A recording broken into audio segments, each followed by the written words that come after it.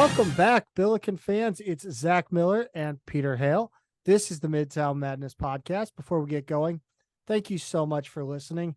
And if you're watching on YouTube, don't forget to hit the like and subscribe button. Share it, please, anywhere you're on social media. Also, hit the bell icon to get notified whenever a new episode drops. This episode and the whole season of the Midtown Madness Podcast is brought to you by Two Men in a Garden. Whether you like it mild or hot, chunky or cantina style, the people over at Two Men have you covered. And as Peter knows good and well, Two Men in a Garden also are famous in St. Louis for their pickles, and they've got an event for you. They have partnered with Una Vida Tequila and Budweiser Brew House at Ballpark Village for the first Pickle Palooza.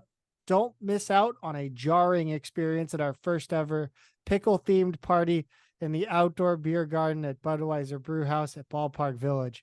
Relish the good times and enjoy a variety of pickle-themed food and drinks, local pickle vendors, live music and DJs, games, contests, and more. The event is sure to be a big deal. If you miss out, you'll be sour. Save the dad jokes for me, Zach. Come on. Yeah, it's Saturday, July 22nd at 12 p.m. That's noon. Tickets are on sale now. If you go to the Budweiser Brew House and Ballpark Village website, there is a link to buy tickets, and it looks like they are, now that I'm looking, $15.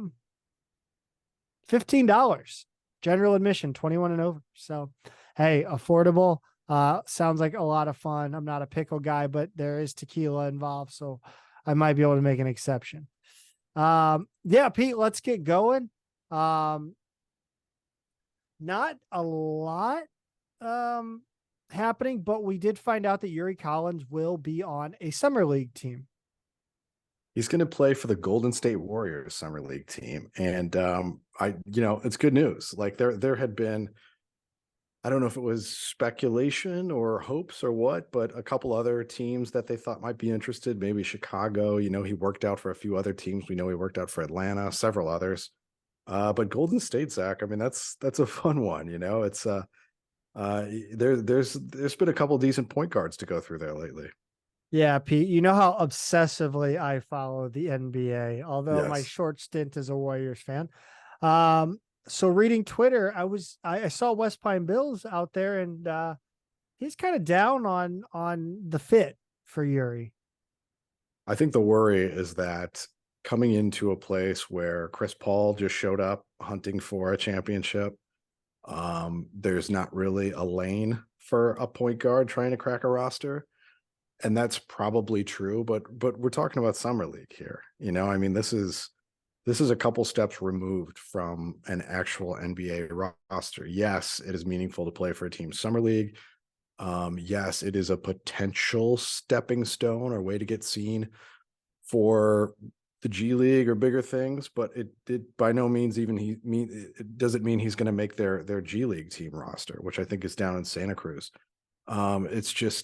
It's just the summer league team. A lot of these guys, this is the only kind of level of the NBA that they'll even sniff. So I wouldn't read too much into it. It's an opportunity, and he's unsigned. So like there's a chance that he gets seen by somebody else while he's playing, and maybe he makes more sense on another G League roster or something like that. So no, I just think the opportunity to get out there and run with somebody's summer league team in and of itself is great.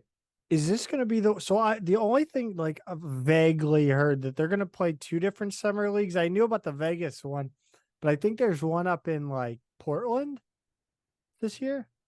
Yeah, didn't they do? Or is it Sacramento? Let's see here. So they did, I think, a couple sessions last year as well. Where they the teams kind of split up, like not all 30 teams were in one league. The only reason I knew about it is because they were like, oh my God, Wembayama's not going to play in the Vegas version. Yeah, so Vegas is the big one. I'm looking at this now. Vegas is the biggest one. July 7th to 17th, and it looks like just about everybody's involved in that. But before that, there are two smaller ones, one played in Sacramento and one played in Salt Lake City. And those are July 3rd, 5th, and 6th. And then the next day everybody heads to Vegas. So they do split up. It looks like there's like what, 4, 5, 6 teams in each of those first two sessions. And then the Vegas one is really big. So yeah, not everybody's involved in the first kind of mini leagues, but yeah, that's how they're formatting it this year. That's pretty, yeah, that I never really like paid attention to it. Obviously I watched when Goodwin was in it a little bit, but that's kind of a neat thing to do, the summer league. I like that. Like I'd like to see like hockey do that with some of the AHL guys and then some of the younger pros. I think that's neat. I don't know. Yeah, Goodwin, same for me, is kind of the first time that I ever paid attention to like kind of the structure of it and the format, like I just the kind of the timing of games and how that was a little unusual and how they were playing kind of the same teams over and over. But yeah, it's one of those things like it's on sometimes. I'll check it out, I'll watch a little bit of it, but never really paid attention to how it's structured. So maybe now that he's in it and we all have a vested interest in seeing how he does, it'll be a little more interesting for that reason. But the good news for us is Golden State does play in the Sacramento one on July 3rd and 5th. They'll play Sacramento and then Charlotte. So he'll get there's those 2 extra games before they all go to Vegas. So luckily the Warriors is one of those teams. Um, to quote J.O. Sanders and Angels in the Outfield, all I can say, sports fans, is it's about time. They finally, what the worst kept secret in the last couple of weeks among Billiken fans, Charles Thomas has been named given the final assistant spot. Yeah, we bioed him last week, and so people by now know who he is. Came from Duquesne, longtime Dambrot assistant, played with his twin in the NBA. Went to Eastern Michigan and played there. He seems like a good fit for what we needed, what we're looking for. And you're right, it's about time they made it official, because when it is a poorly kept secret, when you and I have known about this for what, 2 weeks, more, maybe, I think more, you start to wonder like, oh boy, when are they going to announce it? Did something go wrong? Did something happen? Was there a contract issue or an HR issue? Your head starts racing like, what could have gone wrong? But then finally they put it out there, and it's good to see it get underway, because I think he's already out there recruiting and offering people. Another hire we found out as it was made official, and this was one we didn't know about. We're kind of in the dark on. I'm a little worried about this one though, man. There are concerns now. I share your concerns. Maybe I was even the first to voice those concerns, but the director of operations looks like it's going to be Livie Sandt, who's a recent graduate of Dayton, Zach, where she played volleyball, but she is from the St. Louis area. So I think the worry here is, is she a mole? Is she a double agent? I mean, not just a flyer, but a student athlete flyer in our program now to replace Sarah Wagner. And Sarah seemed like she was loyal to SLU, and I worry about this one. Yeah, I mean, the Mole was a great competition show back in the day, but I don't know if I want a Mole in our men's basketball program further hamstringing us this season. I hope she signed like an NDA. Yes. Anything that happens within the doors, on the campus of St. Louis University, Yes. She may not share with anyone outside the university. I hope they're keeping a tight lid on her.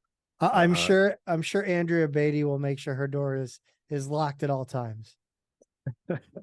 her office door there. Pete, I want to get this isn't even in the notes, but I want to get controversial. Oh wow. Yeah. Does Travis Ford hate the Billiken? Does he because of Team Blue? I mean, it's been 4 days since the men's basketball official Twitter account has used the word Billikens. Wow. So you've got like a countdown clock. Like Yes.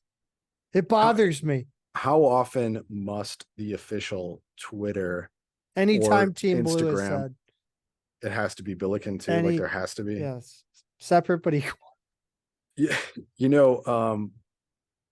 There is a character limit on Twitter, and I understand you want to be punchy and to the point and all of that, but I feel like Instagram is just like fill it up with as much as you can to get seen, right? Absolutely. Absolutely. So that's the one where I would say like, yeah, there's a little more responsibility in that format. I'm gonna have to go look and I'll report back next Monday. Okay. All right, good. Well, until then, keep scratching on the wall like your new tally. Yeah, dude, but I'm just saying it feels like they're like allergic to saying it. Like they'll right when they could say it, they don't. But they'll only just use it to describe the fans. They'll never use it to describe the team. But I will say I got home, I popped open Twitter. Rebecca Tillett's saying Billikens on Twitter. I love it. Yeah. Yeah. It is pretty exclusive to men's basketball, it seems like. I have said this a million times, and clearly Peter is not like enjoying my rant right now, but like we have the most unique mascot in Division I athletics. It should be like front and center, and it should be you're proud of that mascot. And I don't love that they kind of avoid using it in lieu of, or they'll use Team Blue in lieu of the Billikens. Anyway, Pete, we've got some really interesting offers out there. And also to expand on that, I want to get into this shift in recruiting. Not what you might think. We've already kind of discussed the type of player we're going after, but or the size. I guess we're bringing in a lot more front court players, but maybe the type is in background, and just kind of I don't know, Pete. Get into the offers and then I will collect my thoughts. Yeah, sure, Zach. It's been crazy because we've now seen a dozen offers in under 2 weeks. We had 4 last week that we talked about. We've got 8 new names this week to bring to people's attention. And it's crazy because that's a dozen in, call it 10 days, something like that, a little under 2 weeks. That a dozen offers is about what until we started with this bunch right here, a dozen offers is roughly what we had extended in 6, 8, 9 months before that. It feels like before the start of last season. It's been a long time since we've been offering, not just in clusters, but this amount of players. It's been a shift. Like we were a little more generous with offers for a while, and in the past year, it really kind of dried up. You just kind of call it a change of strategy. But here we go again. With 2 assistants that are new to the team, and it's blown up. But it's not just the out of town, the international stuff, some local ones too. But the first one I want to bring up here, Zach, is Malcolm Thomas, who's a 2024, meaning he'll be a senior this fall, recruit from DeMatha Catholic in Maryland, powerhouse Catholic program there, and Team Durant AAU, which is a Nike EYBL AAU circuit. Malcolm Thomas is a versatile big man. He can guard just about any position. He says he's guarded the 2 through the 5. He's got a really poised, smart game. He can step out and shoot. He dunks everything he can around the rim. But he also passes really, really well for a big high post, low post, great vision. He blocks shots. He's got good instincts. He's a solid rebounder. I think he's about 6'8" at this point, but he's the son of former NBA player Atan Thomas, and both of his parents played at Syracuse. So he's got great pedigree, and Thomas, I think, played at 6'10", 6'11". He's a really big guy. His dad is. Other offers right now, SLU offered on the same day as Villanova, Xavier, Butler, Virginia Tech, Tulsa, Howard. It's not a huge offer list, but he's clearly got some high level offers in there with 3 Big East, an ACC offer. And Zach, we got a little action on Twitter on this one this week. Hey, you got the little action on Twitter. I mean, the full marks to you. Shout out to Ton Thomas for the bump on Twitter. He took your tweet on describing his son's game, kind of cut it out and put it next to a picture and threw it up on Twitter. So really appreciate that. Pete, I don't see Syracuse on the offer list. No, I think it's safe to say there's always going to be interest when you've got an alum's son, but and I did find plenty of things from like Syracuse fans saying, and even in response to our tweet or to Ton Thomas's tweet of what we had said, a lot of Syracuse fans jumping in there like, oh, he sounds like an Orange, or like. So yeah, there's definitely some awareness there, but no offer yet. You're right. And it is pretty cool to have him snip that and share it. Not, just because, of course, he's an NBA player. He played with Jordan. He played a long time in the league. And he's a really interesting guy. He's a smart dude. He's written a bunch of books. He's been on CNN and MSNBC and all kinds of like networks. Seems like a really, politically aware guy. Just an interesting dude. And anyway, it was really cool for that to happen, for that to be shared. Because when I put those things together, it really is just me watching as much video as I can on a player, reading as much as I can on him, and just putting together 3 or 4 sentences trying to say like, this is what I think he is. And even though I'm cobbling from all over the place, I try and make it something that's succinct and different. And it's pretty cool to see his dad, who played in the league, go, yeah, this is about right. I'm going to share this because I like this. So yeah, it's pretty cool. In case you guys didn't know, Peter's forgotten more about basketball than I know. But yeah, no, I think they're back to kind of the Syracuse thing. It is a double-edged sword. And I feel like you don't see as much of it where a son will follow in their father's footsteps. Looking at Bronny James, going to college instead of never mind. Jesus, that was a terrible joke. I tried. I think you're right though, especially now. It seems like this generation for sure. It's there's definitely, I think with all of these guys, there's a burden of legacy, right? And we have that in our own roster with Larry Hughes Jr. He's named after his dad, who happens to be the most talented player to ever put on a SLU jersey. That's heavy. And you've got that name on the back. You've got the name on the front. That's the same. I can completely understand these guys wanting to kind of go and forge their own path. And for the most part, they do. They do go somewhere different. It's a unique situation that we have. And I think it's been pretty cool that I don't feel like SLU fans have put pressure on Larry Jr. to sort of be that, like there are a lot of programs where I think the burden of expectations would be a little different. It seems like every day we're finding out about another son of a former NBA player. And I feel like we're hitting the kind of the golden age. Like, I feel like, obviously the league really hasn't been around that long to have a bunch of this have happened before, but obviously the cultural shift of the game probably caused some of that in the 70s and 80s and 90s. And then, but it's interesting. And I think it has to do with, the kind of sports specialization and the father knowing how to get their kid to the point. But it is interesting because we're going to even dig into that further here in a bit. But first, we've got a 2024 out of Maryland, another one. Yeah, another one from the DC area. Manu Okitondo, short for Emmanuel, his first name. He's at Bishop Walsh in Maryland right now. Another private school, not quite the powerhouse DeMatha is. And then he plays AAU ball with DC Premier, which is on the Under Armour Association circuit. His family's from the Democratic Republic of the Congo. The rest of the family is actually still there. He came over to the States and started out at Oak Hill Academy, another powerhouse, and then transferred to Archbishop Carroll, which is in Virginia, and now or in DC actually. And then now he's at Bishop Walsh. So he's been to 3 schools in 3 years. It seems like he's going to stay at Walsh for his senior year, which is good. He's got good size for a wing, he's got kind of a guard skill set. I want to say he's like 6'5", 6'6", so he's got good size.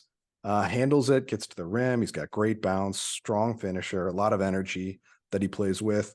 Probably his other top offer so far would be Rutgers. Rhode Island has offered, UTEP, Towson, Fairfield, NJIT, UMBC, and Bryant. Those are the other offers he's got on the table right now. But the AAU season is still got several weeks to go, and we'll kind of see how it plays out for a guy like him who seems to just be getting more national attention. I always thought Texas Western was better than UTEP. Like, I always thought it had a better ring to it. But I understand not wanting to be a directional school. Anyway, now we had another Maryland dude. What's up? Yeah, I wonder, is this coming from Charles Thomas? Because he's not really a Maryland guy. I think I'm not sure though. I think a couple of these I saw that he was following, but yeah, I've got to dig down and figure out like exactly where these are coming from, because all of a sudden we're really playing heavily in DC. This one is Martin Somerville, 2024. He's a 6'2" guard from Bishop McNamara High School in Maryland. He plays on the Nike EYBL circuit as well for Team Mello. From my read on his highlights and from scouting reports, he's like a lefty scoring guard more than a point guard. Despite being only about 6'2", and honestly, he looks a little shorter than that. He's a really high-level three-point shooter, though. He's got the ability to heat up and completely take over a game. There have been recent AAU games where he's gone like 9 of 11 from 3. I think there was another game where he hit like 6 or 7. So he can really get hot. But he's also pretty strong with the ball and gets to the rim despite kind of being a little smaller. He's a pest on defense. He's a kind of a ball hawk, just will hound ball handlers, create steals. Kind of a fun player to watch. The other offers that he's got right now, SLU is probably at or above, the kind of the other offers here. San Jose State, Brown, UNC Greensboro, Holy Cross, Bucknell, William and Mary, Mount St. Mary's, Loyola, Maryland, Albany, and NJIT again. So, mostly east, northeast for the moment, except for San Jose State. But it seems like other teams are kind of starting to see him this year. We better be his best offer if that's the list. Yeah, I mean, San Jose State, shit. you could argue that the Mountain West is stronger, but they're typically at the bottom of that league. Yeah. So I think SLU is the best offer there. Not really staying on the East Coast, but looks like Georgia. Yeah, well, he's playing in Georgia right now, but he's actually from Jersey, New York. Well, he's from New York. His family moved to South Jersey, Philly's side, side of Jersey anyway. Toby Ojukwu is a point guard. He's playing at Norcross High School, it's a nationally competitive school down in Georgia, a little outside of Atlanta. But in the summer, he goes back home and he plays with Philly Pride, which is an Under Armour AAU team. So he was at Roman Catholic High School in Philly. I think they won a state championship when he was there. He's listed at 6'2". He's another one who looks a little bit smaller than that to me. Again, tough, poised, smart point guard, really high level defender. Offensively, he's pretty crafty. He changes speeds, changes directions, really shifty getting to the rim. And he's kind of able to create for his teammates that way. Keeps defenders off balance. Really good decision makers, knows how to pick his spots and be productive. SLU is really the only third offer so far after Manhattan and Albany. So he's another one. We're trying to get in on these guys like kind of right at the right moment, to not just be one of a dozen offers after a guy's already kind of plateaued in terms of what level he's going to be at. So I think they're doing a good job of sort of identifying talent on the way up here. I love the idea of recruiting, obviously the East Coast, but especially like Philly kids. I like the idea of kind of Maryland, DC, because it kind of says, hey, you can go away for school, but we still get you home once a year, no matter what. That's right. Yeah. And look, we've got Sion Medley coming in this season. It's an easy sell to parents to be like, you're going to see him play multiple times without even having to, get on an airplane.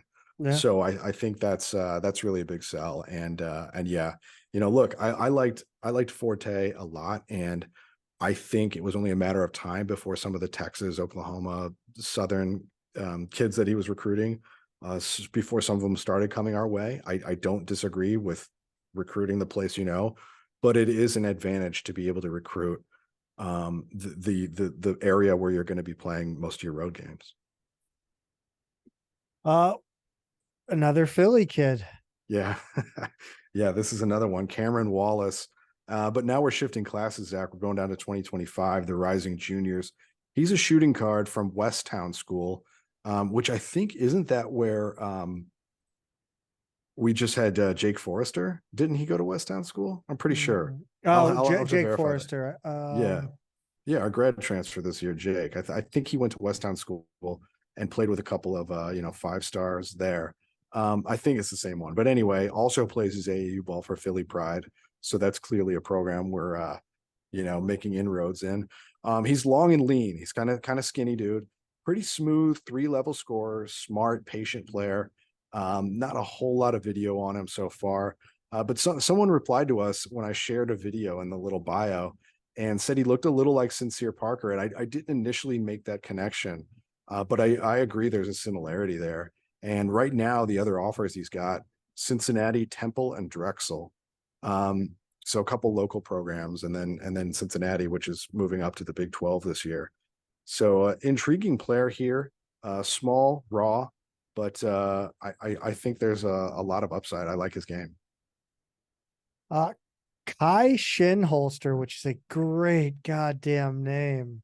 I love names like this because when you're looking him up, that's all there is. We offered a guy last week named Daniel Johnson. There's a million people named Daniel Johnson, but there's only one Kai Shinholster. And so luckily that makes things easy for me. But he's another rising junior from Penn Charter High School in Pennsylvania. And he plays AAU with Kalo Elite, which is an Adidas 3 Stripes brand AAU circuit team. He's physically similar to Cam Wallace. They actually look a lot alike on video. They're about the same height and position, long and lean, 6'5", 6'6". He's a bit more of a combo guard who creates for his teammates, though. Less of a scoring guard, but he does have a really clean jump shot. So he can definitely score the ball. Almost all of his offers have come in the past couple of weeks. Once coaches could reach out to 2025 players. I think only 2, maybe 3 of these have come from before that. So his recruitment has really changed in this month. The other offers so far are St. Joe's, Mississippi State, Temple, UTEP, Robert Morris, Hofstra, Drexel, Florida Gulf Coast, and Radford. And I want to say it was like Hofstra and Drexel, maybe one other that offered before the 15th of June. So pretty fresh offers for the most part there to kind of give you an idea of where that guy's level is right now. And instantly the longest last name on the roster. Yeah, for sure. Let's talk about these next two. And like I said, we get back to sons of former NBA players. And this one's right in our own backyard. It is. He's a native son of St. Louis, and that's Jahadi White. And Zach, one of the most interesting things that I found when looking into these guys who are at my alma mater is Jahadi White is his actual name, the NBA player that we all call Jahidi White. And even when you Google him, it said, "Do you mean Jahidi White?" But I found if the guy we had on a long time ago when Goodwin went to the Wizards originally, Matt Moderno of the Believe in Wizards podcast, apparently talked to him about this because in the little blurb about one of his episodes, he said, "We have on Jahadi White." And yes, that's right. It's Jahadi and not Jahidi. And we get into that and much more. Now, I didn't have time to listen to like the story of how that happened. But when I saw that one of his twin sons, who they're going to be sophomores at Chaminade this year, is named Jahadi White Jr., it just like got me to thinking, like, have I been spelling it wrong all these years? But it turns out kind of everybody has, and he just seemed to go with it. So to be continued. What? I don't know why. I don't know why. And it's stupid that I said what, because at some point in my childhood, I chopped the K off my first name. So why the hell do I care? But Yeah, like, what do you talk like? What? Because my next point was, how do you have twin boys and name one of them a junior and the other one just gets a regular name? That's a tough hand to be dealt, right? right. I know it's a little odd. I mean, I grew up around the corner from a set of twins where one had the dad's name and one didn't, but had a name that sounded a lot like it. It's I guess it happens. But yeah, like I'm looking at so it's bulletsforever.com, and Matt Moderno writes to kind of blurb the episode. Former Wizards center Jahadi White has joined me as the new co-host of the Believe in Wizards podcast. This is from February. And yes, it is actually spelled Jahadi and not Jahidi, as we saw throughout his career. He explained that error during our first episode together last week. And then blah, blah, blah. He gets into the rest of the bio. So the real power move would have been to have Jahadi White Jr. and Jahidi White Jr. That would have been the real power move, Jahadi. Yeah. What are you doing? You real missed opportunity. And to call them both junior too would have been amazing. that is the best naming of children after George Foreman named all 7 of his kids George Foreman. Yeah. I know. Yeah, I would love to. I want to dig more into this. And yes, and it's funny because every stat, like the NBA.com or Sports Reference or anything that has stats, is Jahidi. Anything about his basketball career is Jahidi. But like his own social media, Facebook, I'm looking at LinkedIn, even Wikipedia, it's Jahadi. So actually, Wikipedia has both. That's weird. The entry is Jahadi. Yeah. Okay. Go ahead. The entry at the top says Jahidi, but then it starts off Jahadi, and then it under basketball career says Jahidi. Just so, yeah, absolutely ridiculous. This is one of those things. Like I know somebody listening to this probably knows, but anyway, Jahadi. It's the Mandela effect. It is, which doesn't exist. People, sorry, it's just people having bad memories. That's 100% it. Yeah, but yeah, we're being gaslit in real time. But let's talk about Jahadi White Jr. first. Like I said, both of the twins play at Chaminade. They both play for Brad Beal Elite, Nike EYBL, and they're both going to be sophomore players, this fall back at Chaminade. But what's interesting is they're much different players, actually. Jahadi Jr. didn't really play his freshman year. He was hurt almost a whole year. He's about 6'8", though, and he's got a big frame, like really strong frame, and he knows how to use it really effectively on the glass. He rebounds at both ends strong. He gets to the rim. He's tough to stop. He can also step out and shoot the three a little bit, actually. And then at the other end, he blocks shots, he rebounds, he's big and strong. Not as much is known about his game. There's not as much video available because he was injured a lot, early on.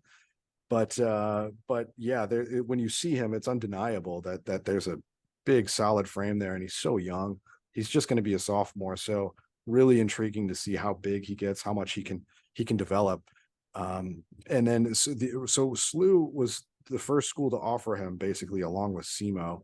We both offered on the same day, and like I said, they're playing with Brad Beal Elite this summer. But his brother Jameson, same age, all that kind of stuff, twin, obviously, but he's about 6'5", completely different looking player. These are not like identical twins, right? He's more of a small forward with a really well-rounded game. He shoots, he gets to the rim, he rebounds, he can even block some shots, and make plays for his teammates.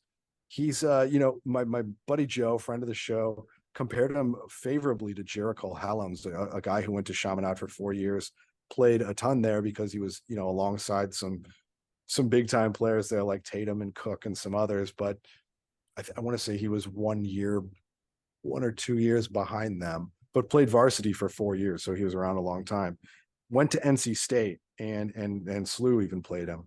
But that would be a good comp if locals remember his game or watched him at NC State at all. I think that's a good comparison for what kind of player Jameson looks like he could be. And just like with Jihadi, Slew and Simo offered on the same day, and they're the first to offer him. So I love this, Zach. I mean, like NBA pedigree, local, really promising young players who play for a strong program, both high school and AAU, really high ceilings on both of them. I'm thrilled with these offers. I like this a lot. Chaminad's got another player, a 2026 player, whose dad's an assistant coach on that team, Johnny Jordan. And I think he's going to be their point guard this year. He was also hurt a lot last year, didn't really play much, but look out for that kid too. I think he's going to be one of the best sophomores in the St. Louis area as well, along with these two. So that's kind of a young, exciting core they've got out there. I would, Ben Winker is another one to watch for. Slew hasn't offered yet. He's going to be a junior, and he's like a 6'10" big. So I know I'm going on about my alma mater here because I'm biased, but I just want to offer all four of those dudes. So 2 more to go. Fun fact about Jericho Helms, his government name is actually Jericho, but there was a mix up and he just goes by Jericho now. So yeah, fun fact for you there. Pete, I want to talk about this recruiting strategy shift that I feel like I've seen it a little, but I feel like there are other people that have noticed this. I'm not the only one.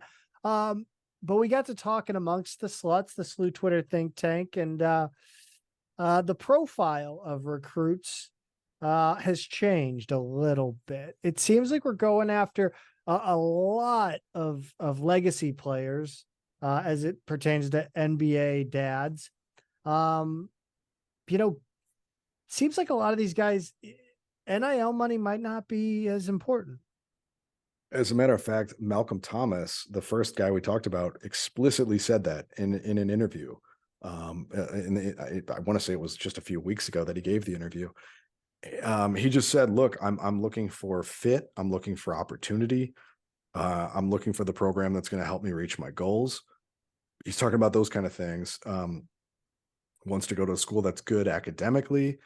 And he just flat out said, I'm fortunate to be in a position where NIL is just not that important to me. He said, not that it won't be a component at all. He goes, that's just part of recruiting these days. Like, he just acknowledged, like, it's there, but he said that's not the ultimate decider. And you and I talked last week, and I think even the week before, where it feels like it is kind of the ultimate decision maker for a lot of players right now, for better or worse. I think a lot of them are not going to the place where they could be best served because they're chasing that best offer or trying to play teams off each other to get the best offer possible. And he just flat out said it didn't matter. And yeah, you look at us offering other NBA legacies, guys who don't have maybe the same drive toward NIL.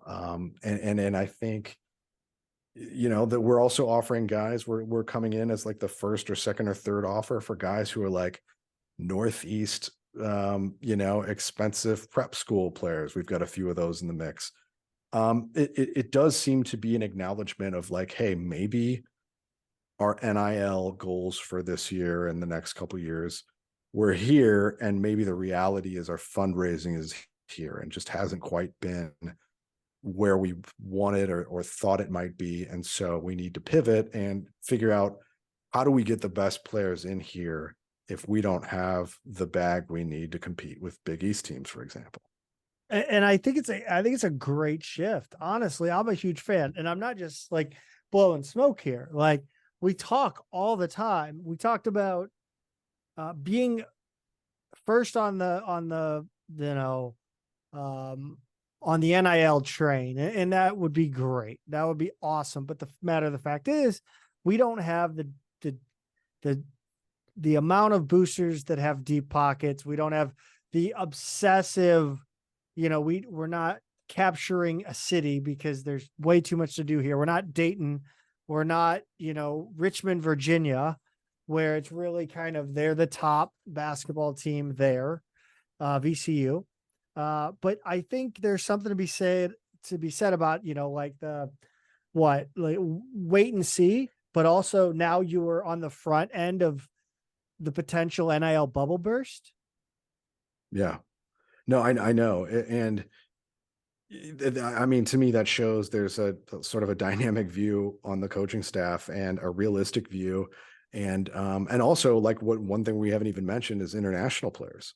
We even talked with Harriman. It's not that NIL isn't part of it. It is, it definitely is. But again, it's not necessarily the thing that's going to be the primary focus. So yeah, that like you're right. NIL is changing very fast, and we just always want to be in the position where we have that competitive edge, whatever it is. Yeah. And if that means going after guys who, the pitch can't start, middle, and be all about NIL, then so be it. That's what it has to be. And I hope we're able to kind of stay competitive with that reality, because I am getting the sense that we're not with our peer group, or what we perceived as our peer group, in terms of fundraising for that. And again, it's not a good thing. It's not a bad thing, right? It's just reality. And I think you have to judge again. You have to judge Travis Ford, and his staff on reality. The reality is we've got to find creative ways to get the best players we can. And I think, again, it's not so much that we're lagging. And I really don't think we're lagging behind in the NIL, because that's gone. We're way past talking about getting in on the ground for the NIL. Now it's about what's the next turn in NIL.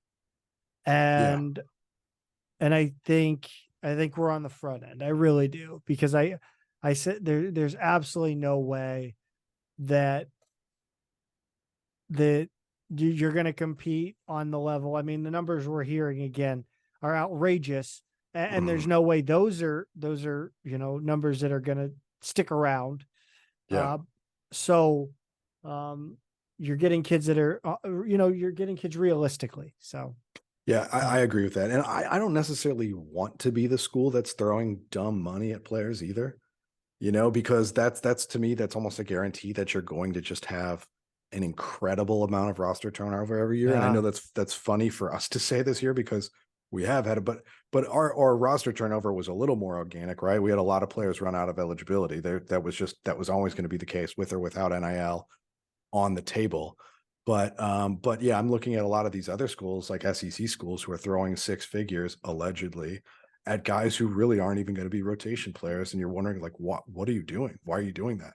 You're just going to upset everybody, unless the kid really just wanted a quick, nice six-figure salary for a year and can walk away. If that's all he wanted, fine. But there are going to be a lot of alums going like, yeah, why am I paying this much for that? But maybe the idea is, if we get enough small-time contributors and we win, then it doesn't matter. But regardless, it's just, I never thought SLU was going to be that kind of stupid money school. Also, if we have any Midtown Madness boosters that would like to throw the bag at us, my Venmo is no, I'm just kidding.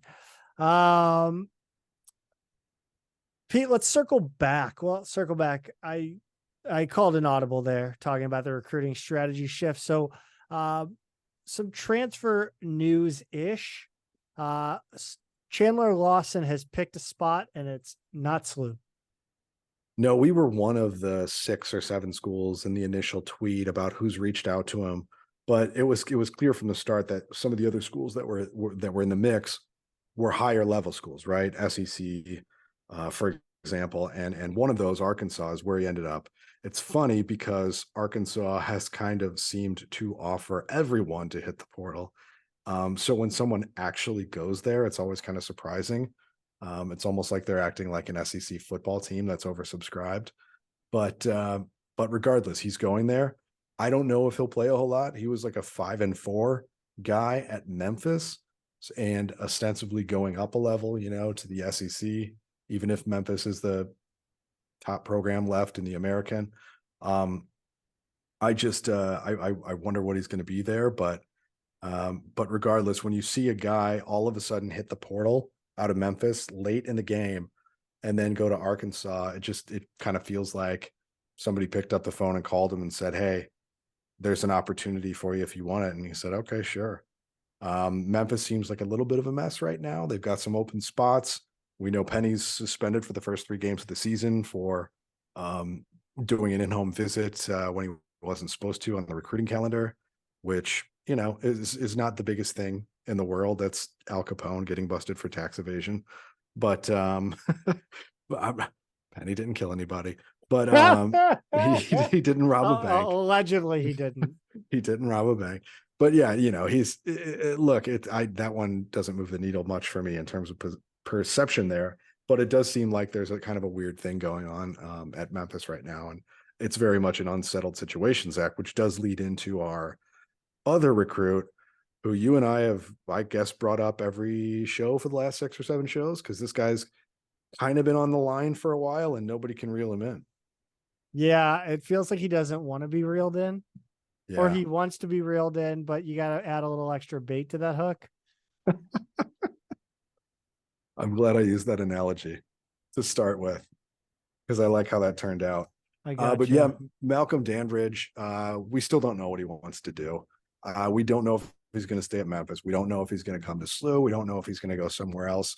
But when it goes on this long, Zach, and I don't see a rush of other schools getting in the mix, every time I kind of look up his social media, doesn't really look like he's traveling many places. Every time I look up his name on social media, I don't see him connected to new schools the way you do with other guys who are, in earnest, taking visits places and calling around and stuff. And it just, when it goes on this long, it just feels like he's just trying to milk this, right? Like it has to be what it is. Like what else could this be? And it kind of, one of the things Ford said and has said multiple times, and his assistants have said when they've done press this offseason, has been, we want guys who want to be here. Mm-hmm. And I feel like if he has not made up his mind yet, if he has not committed to you yet, yeah, exactly. Let him go. No. Let him off the line. Cut the line, put a new hook on, put some new bait on, and throw it in on the other side of the boat. And honestly, Zach, we've got more bigs now than we've had in years already. Yeah. And yes, they're raw, they're unproven. A lot of them are from overseas, and we don't know how much the learning and language and all those kind of barriers are going to be. But guess what? All but 1 or 2 of them are on campus already. They want to be there. They want to play. Let them play. And if that means we're not going to be great this season because we're playing young, unproven, raw talents, fine. At this point, I don't have any illusions about winning the conference in the regular season or anything like that. You don't want to be just play. You don't want to be Butters. Keep going into the raisins. Thinking that she's gonna talk to you outside. It's true though. I mean, if he doesn't want to be here, walk away. It's been a month and a half. Like let's move on. Speaking of moving on, I'm gonna shamelessly plug my outside venture on this show. So I've been doing triathlons. Pete's talked about it, but I started a YouTube channel. It's at Zach Miller Triathlon. Go check it out if you want. If not, that's cool too. But I just did the Mackland Mile, and I'm going to be putting a vlog up on the Mackland Mile. I have a vlog on my Chattanooga 70.3 race, and then a race out at Innsbruck. So go check it out. It's Zach Miller Triathlon on YouTube. Pete, sorry about that. Thanks for letting me plug. No, Mackland Mile, you're down in my old stomping grounds now. Dude, it was so cool. If you've never done the Mackland Mile, it is very cool. It's very fun. It's you can either run it fast or easy. It's all downhill. Yeah. So it goes starting where, like the up by YMCA, Arsenal? up by the YMCA there. Yeah. Okay. Yeah. I know. Yeah. So it starts up and then it goes right over Chippewa. Okay. It goes down and then to the right, veers to the right. It goes, there's like a school there or something too, with like the parking lot that you run by. Okay. And then off down, it ends at Devonshire. Okay. Yeah. So it's down to the right and then a little uphill. And then you just about a quarter mile, just downhill. And you're normally when I'm doing that mile, I'm, buying beers and Italian sandwiches and stuff down in that neighborhood. I mean, you can do that. That's not, That's not against the rules. There's a Yeah. dog mile too, which is awesome. But hey, we gotta give the people what they want, and that is a bracket update on the most improved Billiken bracket. This was a fun first round, and I loved the Luchtefeld and Claggett matchup, and I also loved the Sloan McCall matchup because I thought the players really got into it, and I loved that. Yeah, they did. And Zach, the other thing, this started out with, I guess, call it an upset, right? I mean, with the very first matchup that we did, we put out there 16 seed Ryan Luchtefeld against 18 seed Claggett, and Clags won. What's your thought there? Why would Claggett win this one when, as Luchtefeld himself said, how did he word it? Like, I started bad and ended out okay. He started good and finished good, or something like that. Yeah, he went from Suchtefeld to Luchtefeld. Sorry, I had to do it. I've been listening to like the 108 crew use that for years now, and I haven't used it on the pod, and I have to. I'm sorry, Ryan. You were one of my favorite guests, I promise.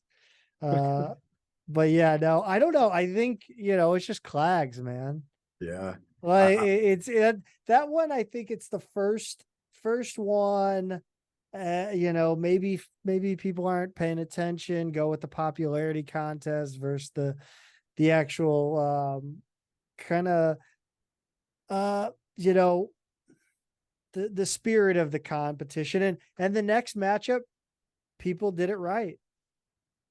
Yeah, I the last thought on Claggett, by the way, you're saying like when in the bracket it was mattered, the way that he said having to play at Wichita at 10 in the morning mattered, when they were in the actual bracket, and it didn't serve them well.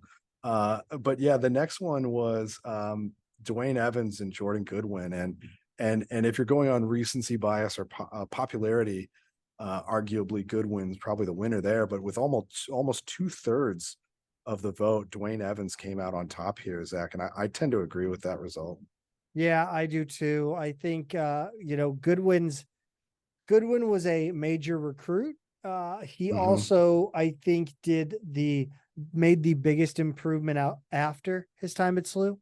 So yeah, I think, I thought that could have poisoned the vote, if you will, but chalk held on this one.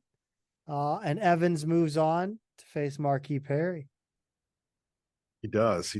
And then now this one was Recency bias. the biggest landslide of the first round. Nobody knew who John Redden was. With all of our fans are younger. With 100% of the vote. 12 seed Jordair Jet beat 21 seed John Redden. Sorry, John Redden. Not fair. You got a tough matchup here. Unbelievable. Yeah. The Duffer takes down Carlos McCauley. Yeah, not to be confused with Easy Ed. Duff got 64% of the vote, 36% to Carlos McCauley. This was a close call, like it was a 15 seed and a 17 seed. I didn't think it was super obvious. And I wasn't sure, now we're getting back into an era that a lot of our listeners, followers on Twitter might not really know or remember. Some of them were not born for it. So there was a tricky one. Yeah, I think a lot of these Majerus guys get a bump because a lot of the people that listen to our show are guys or girls that were either kids, like high school kids that were Billiken fans, or people that were students around my time at SLU. And I think they have that's where I think the bias where Evans would win going away. Jet would win going away. Yeah. Low we'll get into. And then the last one was pure politicking. We'll get into that one. Yeah, I think that era for them is what the spoonball era was for me. Yeah. It's just how these things work. But yeah, you're right. Low. I'm lucky enough to have both of those eras. That's right. Oh man, no kidding. Low is another one of those, the 14 seed beat pretty soundly old Chris Heinrich, 78.6% to 21.4%. 19 seed Heinrich didn't see it coming. But yeah, another Majerus era smackdown there. The matchup that Lowe has in the second round, this stinks. This isn't good because I have a bad feeling that Lowe is gonna win. And he absolutely, sorry, Rob Lowe, should absolutely not win. Yeah, he's gonna face a 3 seed from way back in the day, whose numbers are eye popping, but whose name might not be memorable to everybody who follows along. By the way, John Duff moves on to play his own point guard, Charles Newberry. I've neglected to mention that one. And Duff, a follower of ours on Twitter who responded to the first poll and everything. I think he should just concede in this one. I think he should rally for Newberry for his old point guard.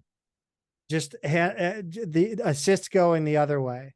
Yeah, if he lobbies for himself in this one, I definitely raise an eyebrow. My guy, my fellow Francis Howell North Knight, Chris Sloan, holds chalk against Mike McCall Jr. It was a favorable matchup. Like we said when we went over these in the first place, I think McCall, more of all of the 22 names, and we made him the 22 seed for this reason, didn't really have that much of an arc from his first to his last year. Part of that had to do with the personnel around him. Part of it had to do with the huge opportunity he got as a freshman. But regardless, it was a good matchup for our guy Chris Sloan. And his next matchup is going to be a lot tougher, and it's somebody that he knows well. Yeah, and it's the only Billiken in here that transferred in to St. Louis University. I would have said played less than 4 years, but I believe Harold Alcorn only played 3. We have a lot of 3. Well, not a lot, but we have a decent number of 3-year players on here because of the old freshman team rule. Yes. That it wasn't done away with until the 70s. So anybody from that era and earlier, was it late 70s? I don't remember exactly what year they did away with it, but regardless, we do have some of those 3-year players for that reason. I want to chalk this last matchup up though to Sloan having the vast business network that he has. And I'm going to dime him out. He works for Crocky. He told me he wouldn't talk about it when he came on the show. When we interviewed him back in the day. We'll have him back on someday. Yes. So just and we'll add in the ones that we didn't match or that had buys that didn't get fed into. Ian Vayukis takes on. Why don't we recap the whole Sweet 16? Yes, let's just go right down the line. You go ahead. I'll go the first one. You go the second one. Yeah, deal. All right, Conklin Claggett in the Sweet 16. This one is a Titan versus Cinderella. Flag it as a Cinderella. I love it. And then you've got the 8 and 9 who will face the winner of that game. The number 8 Ian Vayukis, and the number 9 we've got Mr. Leonard, who's another one of those older players who we'll see what the legacy does for him there. Yeah, I'm gonna for the thumbnail for this YouTube, I'm gonna put Claggett in a dress on the cover. That's gonna be the big one. Or with a slipper. Yes. Marquis Perry versus Dwayne Evans. I really hope Perry is not that's gonna be a tough one actually.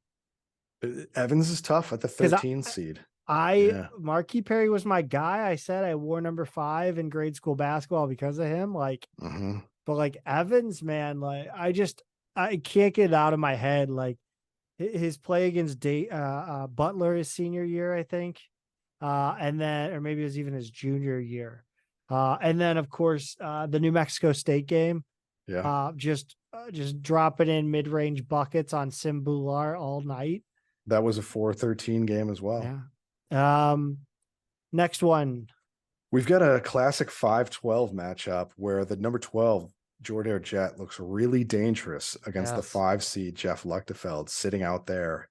Power conference team didn't finish the season strong. Jet, meanwhile, really hot, won the conference tournament, peaked at the right time. We'll see how that plays out in the Sweet 16. Yeah, let's see if Luchtefeld can hold down the fort for his brother Ryan.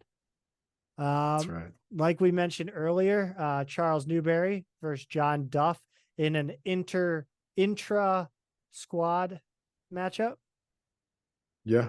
Is that that's the only one we got? Intra squad. Oh no, Jeffers and Sloan. Yeah. Yeah. And then we've got the 7-10. Neither of these guys had a game play into it. Rich Neiman is the 7, and your guy Jeff Harris is the number 10. That's a pretty fun Sweet 16 matchup right there. Very different players, different eras, different styles. But I would encourage people to go back and look at their numbers. Pretty interesting careers. Harold Alcorn and Rob Lowe. This is another one that could fall prey to recency bias. But we'll see how the vote turns out. Lowe's a good 14 seed. So yeah, it's a tough one. And then the last one of the first round, as we already teased, we've got number 6 seed Mo Jeffers against the 11 seed Chris Sloan. Don't know who I'm rooting for in that one. We'll just let the chips fall where they may. Pete, we talked about this topic. By the way, we will start putting out the polls tomorrow. We talked about whether to do it over the weekend. I said, let's wait while you guys are all ducking whatever responsibilities you have at work in the middle of the day. So you're welcome for the distraction. But I was thinking about this the other day, and I almost didn't realize that it's one of those conversations that I bring up with you whenever I'm bored. For whatever reason, I'm bored, and I'll just be like, oh, you know what? I always think about the Billiken Killers. But first, I want to talk about killing some pickles. And I'm going to talk you into coming down here July 22nd. Let's see, July 22nd, I actually will be in the state of Missouri. No. Now that I'm thinking of it. But I've got to go down to a bachelor party at Lake of the Ozarks. My future brother-in-law. So I can't miss that. But yeah, you're right. If I wasn't going to that, I would join you. But since I can't, I think I'm going to go pick up a new product by our friends at Two Men and a Garden, because I saw a few weeks ago that they have released a smoky barbecue pickles, a new flavor. Smoky barbecue. Yeah, that's right. And because the pickling pouch that they do, first one of those that I did was their smoky chipotle. And I did an onion, like a big white onion in there, and it turned out great. So I have a lot of faith in that kind of smoky barbecue recipe that they're doing. I can't wait to try these pickles, Zach. When I was just in St. Louis, I didn't have much time to get out and shop. The one store I did get into, like I said, they did not have the pickles that I saw, or maybe I just missed them.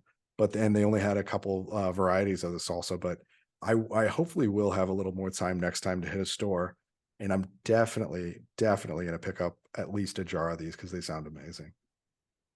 So yeah, I'm always, and I guess it's sad that my boredom turns into like schadenfreude for myself. Just enjoying the pain of my past Billiken fandom.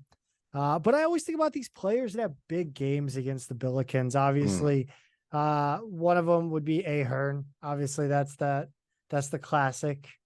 But sure. I think we're looking more in the A10.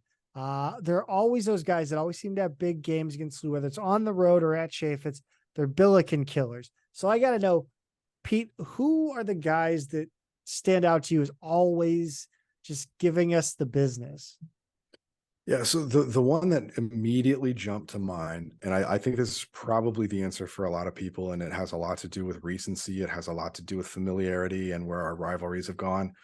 Jalen Crutcher at Dayton, he hit big shot after big shot against us. He was on good Dayton teams that, unfortunately beat us more often than not. I looked at how many times he played us and what he scored against us, and it looks like we did play 9 times. So I guess that's home and home every year for 4 years, plus a conference tournament game in there. And outside of his first 3 games where he scored 14, 6, and 11, he went 18, 17, 21, 17, 27, 19. And like I said, there's a lot of big shots in there too. Game winners, backbreakers. I hate that, that it's whatever. It's a good nickname for them. I hate them. Jalen Clutcher, I get the whole thing because it really felt true against us. That's the first one that jumped out at me, Zach. And then the second one, sorry to take 2 right away. Eric Williams at Duquesne. I thought about, man, it always feels like there's somebody from Duquesne killing us. And Williams was the guy who went blow for blow, I should say. Yeah, with Isabel in 2019. And so he's the only guy to ever score 40 against SLU in Chaffetz Arena. And it was that game. Outside of that game, he just consistently put up double doubles against SLU. And it's funny because I felt like he or somebody else was scoring a ton against us consistently, but it really did mix up quite a bit who it was. I was trying to figure out who else from that era killed us. They did kind of have a similarity of style and everything like that. Marcus Weathers did score 26 against SLU twice in one season. Didn't do a whole lot outside of that. But then you've got Hughes, Dunn Martin, the other Williams, Carey. They all kind of had their big game against SLU, but it wasn't one of them that always killed us. So I would have to say Eric Williams with that 40 piece and all those double doubles is probably the best candidate from Duquesne. But I want to throw it back to you for a couple more. I mean, who are some other guys to you, especially from the A10 era, that kind of stand out as guys that always hurt us? Yeah, I think Khalif Wyatt, obviously. I think name recognition. If you want to go back to like Charlotte, right before they, left again, Leemeyer Goldwire. I don't remember if he was actually any good. He just had a cool name. I don't know. I don't know if he actually could. It always seemed like we got just our ass handed to us at Charlotte. Like we could never win it like Charlotte or UAB. I don't know. Oh boy. Yeah. Now you're taking me back to my era. Those were tough places to play. Some of those Conference USA gyms that are just like, yeah, man, those were some tough places to play for whatever reason. 2 Holloway obviously was a big one. Kenny Freeze really never had a great game, but he just always had a punchable face. Just ask Cincinnati. Yeah. Freeze was decent against SLU. He usually put up like 10 and 6 kind of thing, but yeah, he never really killed us in that era. 2 Holloway, and then Mark Lyons was kind of the honorable mention because if 2 scored 22, 24, 25, and he did against SLU, Lyons would have 16, 18, 19 kind of thing. They were always, it was those 1-2 against SLU. As many times we played Xavier when we were both in the conference, and sometimes we really only did play them once in a season. They did have some other guys go off against us. Crawford, when he was a one and done, I believe. Jordan Crawford scored like 35 or 36 against SLU. They had a few other guys. Justin Dolman went off against SLU one time, but nobody was as consistent as 2 Holloway. You're right about that. Yeah. So I guess we're wondering, who are some guys that you hated to watch play SLU because you knew they were going to just take it to us every time, and there was no chance we were going to stop them. Yeah. When you were a manager, who was a guy? Oh, so a few stand out distinctly from my. And was era. There like would the players know this? Oh yeah. They always knew. Yeah. So what we used to play, and we still kind of do, although it's kind of been a little less consistent the past 5 years or so. Carbondale every year, Falker. Well, even more than him, and I think before him was a guy named Kent Williams, who wanted to come to SLU. It was the same story that we heard about with Ahern all those years. It was the opposite of Cassidy. So he was from not the same town as Cassidy, but out that way, like an hour in it. Was he Mount Vernon? Maybe he may have been from Mount Vernon. So he wanted to come to SLU, and for whatever reason, Spoon didn't offer him. And when I got there, Romar was like, Coach Spoonhour is a very nice man, but I will never forgive him for not offering Kent Williams, because the first time I saw him play, I knew the dude could just ball. And when we played Kent Williams every year, he would just murder us. Like, he just couldn't miss. Great player. Really, he killed us. And Romar he warned us about him, and then Williams would go out and just do everything he said he was going to do against us. And that's what made it so painful. Another one from that era who stands out, although he was a year behind me, I think, so he wouldn't have been there when Romar was there. But we struggled with him because of that pack line defense that Soderbergh ran. And if you had a guy who was really big and could really shoot, it was a problem. Steve Novak from Marquette. I was able to find a couple games from that era, not as many as I would have liked, like box scores, and I just didn't have all the time to do all the research I wanted. He scored 10 at once, but in every other game, it felt like he just went off. I think I found one where he scored like 25 against us, but we really struggled to guard the perimeter against guys like him who are just, big shooters with range. When you're playing the pack, you got to close out fast.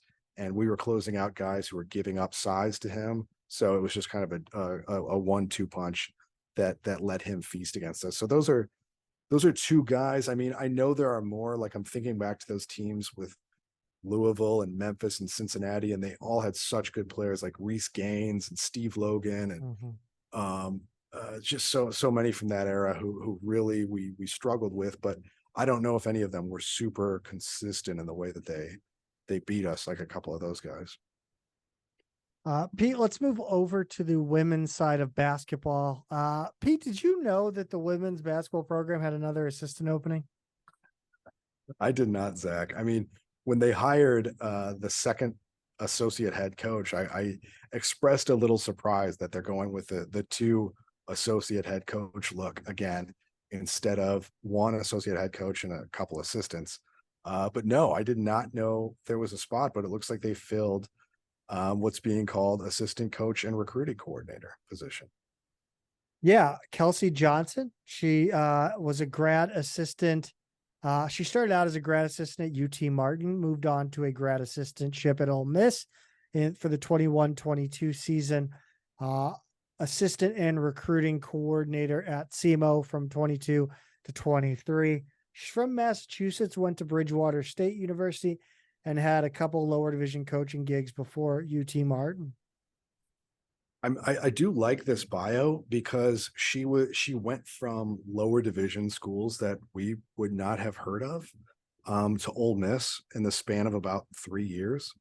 And that, to me, that kind of stands out. That's kind of impressive. I mean, she's clearly forging relationships and making inroads, and has impressed people for being such, a young kind of up and comer. I want to say she graduated in like 2016 or something like that. So she's pretty young and has risen through the ranks pretty quickly to get a full assistant gig at a school like SLU. So, I mean, at first at SEMO, I suppose, but yeah. And, I see the stuff that Tillett and her coaches say to one another on social media. And I know social media has a public performance aspect to it.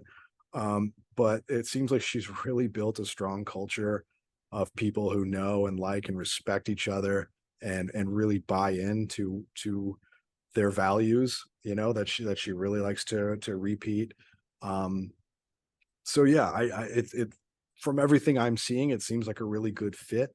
I like the idea of a recruiting coordinator being kind of a younger person who's risen quickly, who kind of is energetic and can get after it.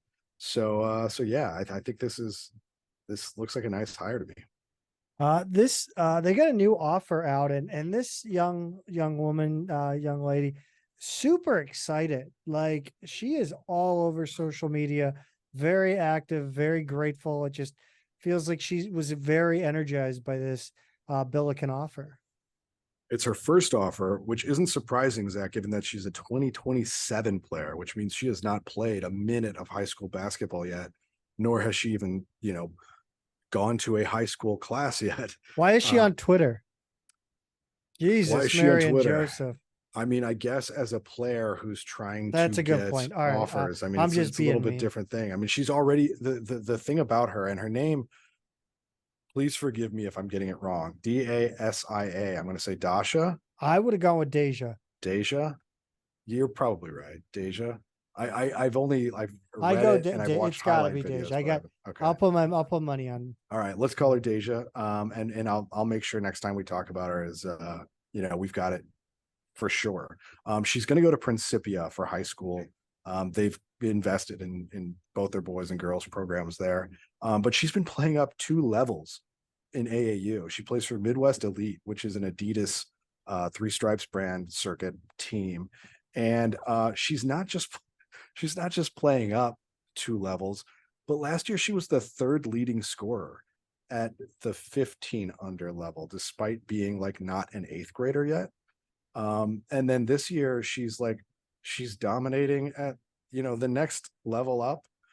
She's already 6 feet tall.